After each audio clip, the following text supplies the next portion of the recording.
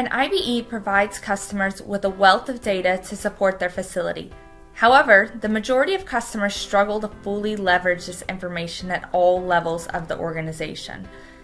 The enhanced IBE tool allows intuitive exploration and visualization of the installed base at both a high level and into the details. If you'd like to navigate back to the main dashboard at any point, just click the CPS CSM DDS Reports link in the upper left corner.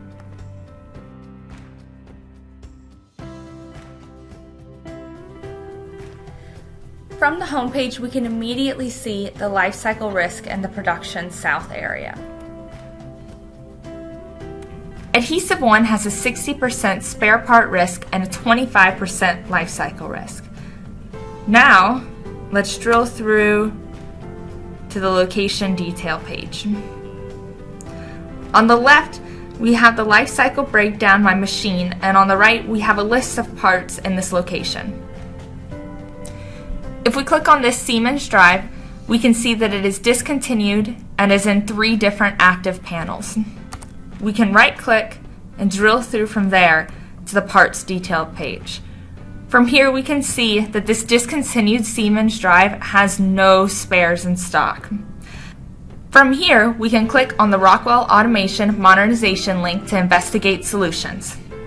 For now, let's go back and go to the site map. This allows me to quickly see how the total part quantity is distributed. We can also filter to a specific part. Let's take a look at drives.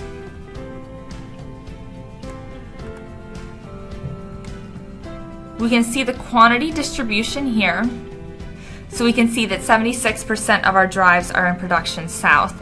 We can also filter by discontinued to see that 72% of our discontinued drives are in production south. If we now click on spare part risk, we can see that production south also has a 40% spare part risk. Very quickly, we have gone from a high level to specific details. Finally, let's take a look at the IBE search page. First, let's filter by discontinued and click on the same Adhesive 1 line we discussed earlier. We can see that 78% of my obsolete equipment was manufactured by Siemens. Depending on spare part and maintenance competency, it may be time to investigate modernization solutions.